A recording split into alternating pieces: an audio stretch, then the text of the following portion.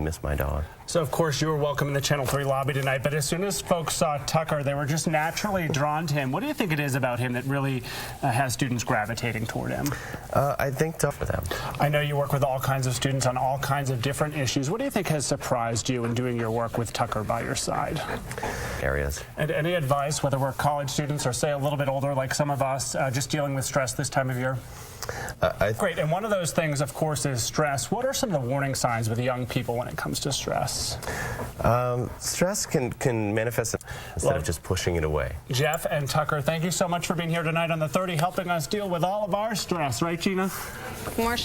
My co-anchor, Allie Freeman, is live at the Majestic 10 in Williston, where some fans have been lining up since the early morning to make sure they got a ticket. Allie, what's going on there now? Keith. Allie, we are loving your Princess Leia look back here at the studio. A+ for your effort there, and it sounds like this Star Wars buzz is having a huge impact on theaters in our region.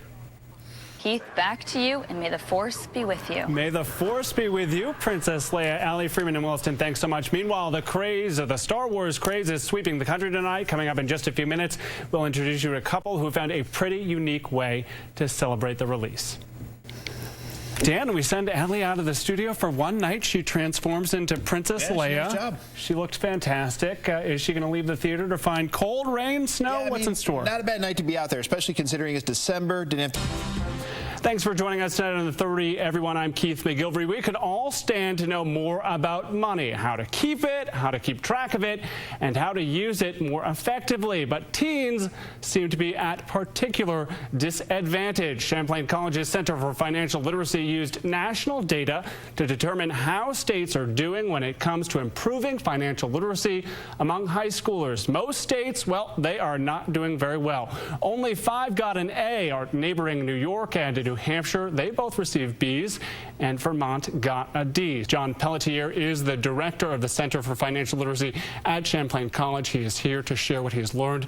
John, the former substitute teacher in me does not like these C's and D's. I want all A's. You have decided to take this on, and you're approaching it through teachers. Why do it? Well, teachers are... Wow, so anyone who's either a teacher or is a teacher in the family knows that their time is often pulled in a number of different directions, yet you got these teachers to take 45 hours of classwork with you folks. What were they learning? They were learning. You have a wish list, you have a magic wand here. You know, if schools are going to take on one specific topic or another, what would you like to see them do? Wow. John, how about a practical tip or two for folks at home? Bridget and I just talking on the 5 about those gadgets that all the teens want this year. We want our kids, any age, to be smart about their money. What should a parent or grandparent be saying to their kids, especially this time of year? Well, I think kids need to learn. So stay disciplined, everyone. John Pelletier from Champlain College. As always, it's great to have you with us. Thank you for having me again. Well, stick around, everyone. Coming up next, we are stuck in Vermont with some pretty funny folks. Don't go away. Welcome back, everyone. Joining us once again, one of our all-time favorites, Ava Solberger. We are stuck in Vermont this week. You're already laughing, and how appropriate is that? Because you're checking out a new comedy spot. That's right. Vermont Comedy Club is... Ava, this sounds like a whole lot of fun. I know. Let's go and take a class sometime. I would need the class. You would be funny on your own. We're going to get you signed up for that open mic. Yes. As always, we appreciate you being here. Well, stick around, everyone. Fans of the Star Wars saga are out in full force tonight. Allie Freeman is with them for the Force to Awaken. We take you there next. We're having some fun with our top story tonight on the 30. A ripple in the Force. Fans of Star Wars are lining up in Williston, where the Force Awakens is set to start in just about an hour. My 11 o'clock co-anchor, Allie Freeman, is there as well for all the fun. Allie, a pretty good assignment for you. I thought we might catch you in a costume.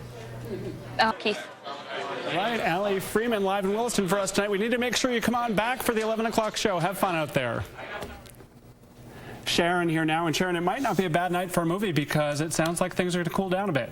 They're cooling down as we head into the weekend. Welcome back, everyone. Lori Patton officially became the 17th president of Middlebury College in October. She is an expert in religion, a poet, and the first woman to run the prestigious liberal arts school.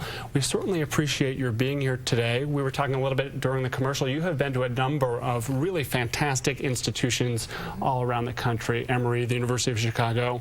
You came to Middlebury. what appealed to you about the job? Sexual assaults on college campuses certainly not unique to Middlebury, but there were a number reported there last year. I know the University of California system has introduced a yes means yes policy.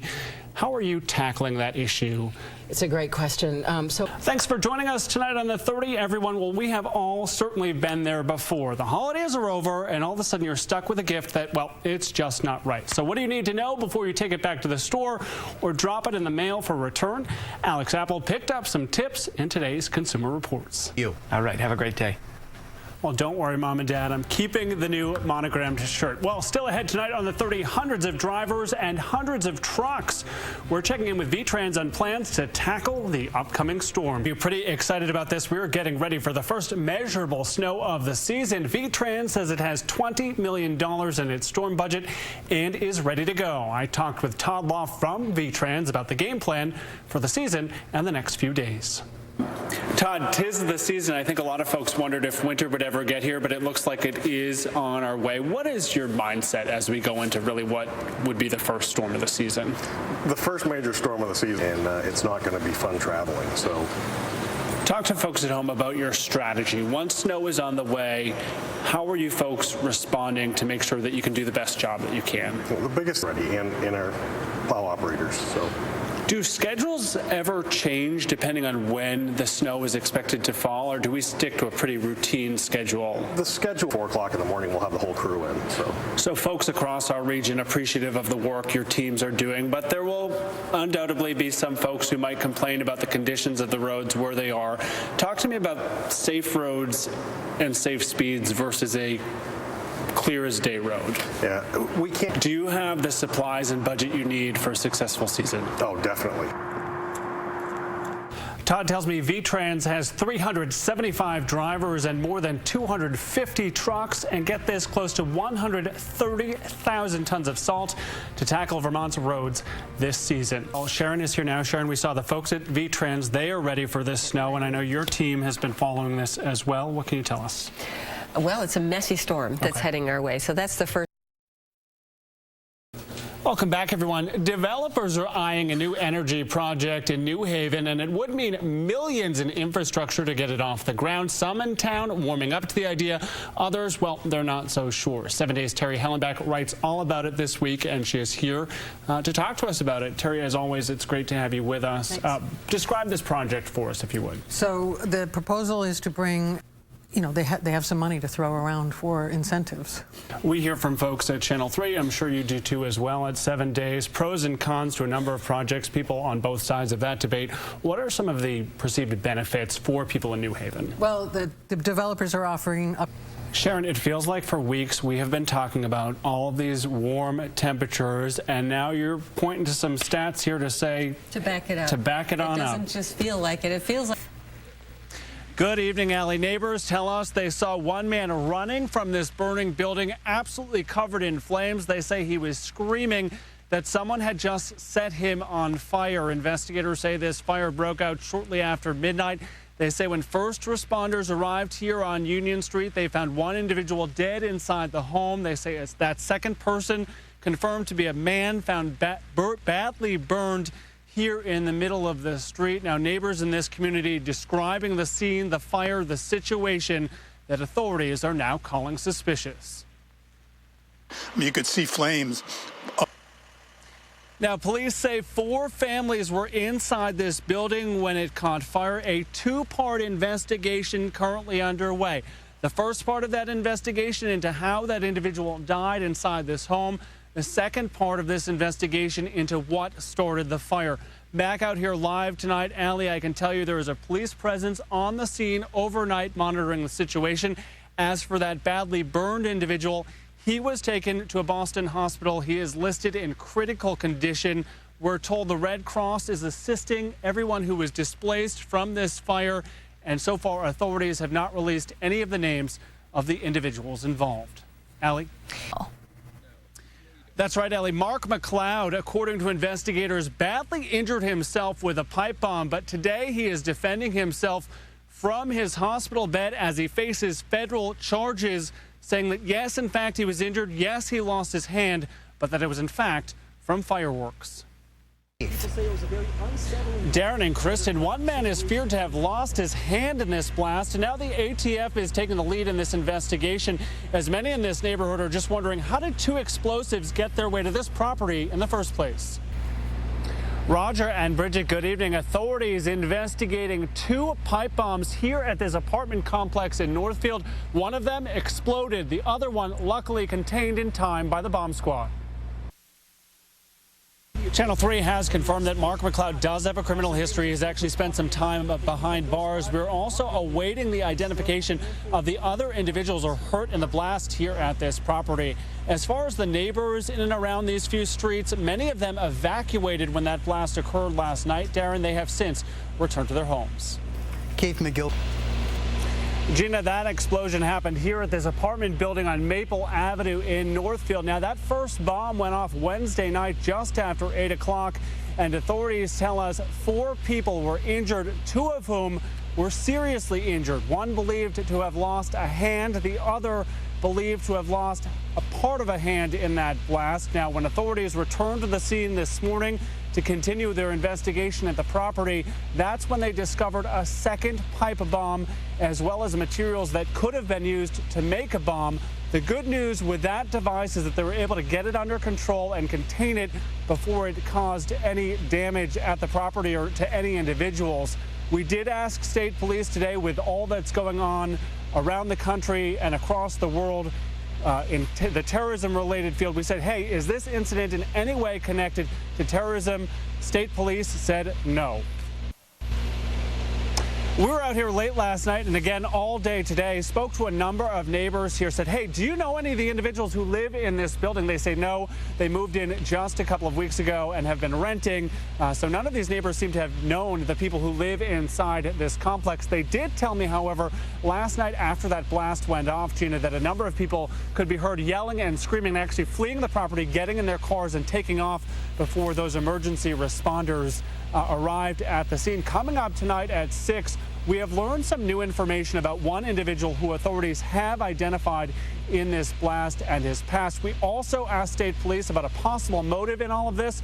We'll have those details in just a couple of minutes ahead at 6. Gina? You're now. Keith? Darren and Kristen, good evening from the House chambers here in Montpelier. Now, traditionally, this space is filled with lawmakers. Tonight, it was filled with loved ones who lost individuals in DUI-related crashes. In the middle of the room tonight, a beautifully fresh-cut Christmas tree, decorated in a way many are not. It was absolutely covered with individual red ribbons, each of those ribbons commemorating the life of someone who died in a DUI-related crash or an individual who was injured in one of those crashes. Just an incredible backdrop as individuals took to the microphone to share their powerful stories of loss. Darren and Kristen, a Vermont man is accused of taking one of these big blue carriages here at Toys R Us, loading it up with dozens of toys and then stealing them right out of the store. And while that may be what it looks like in surveillance images, this investigation quickly took an unsuspected turn. Hi, Keith.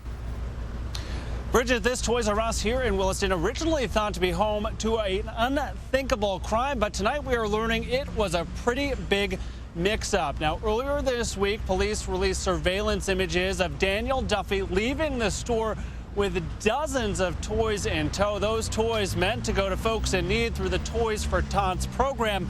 Now, the police, they got involved once the Toys for Tots coordinator for Chittenden County came to pick up the toys yesterday, realized that they were not here. When she looked at the surveillance images, she didn't recognize Duffy at all. Police got involved, but turns out Duffy is a toy coordinator himself with Toys for Tots out of Washington County. Hi, Mike. Well, yes, a Vermont man was accused of loading up one of these big blue carriages here at the Toys R Us in Williston and then just simply wheeling all of these toys out of the store. Take a look. It was caught on surveillance camera earlier this week. We can clearly see Daniel Duffy in the store loading up the cart with all of these toys, wheeling it out of the establishment. So police got involved when the Toys for Tots coordinator for Chittenden County, she actually came to pick up these toys. They weren't here. She said, hey, you know, where are they? They go to this surveillance video, and then there you can see Daniel Duffy with the toys, collecting them. And she says, hey, I don't know this person. You know, the toys have been stolen. Police get involved. Turns out in all of this, Mike, Daniel Duffy is a Toys for Tots coordinator himself but he was working out of Washington County.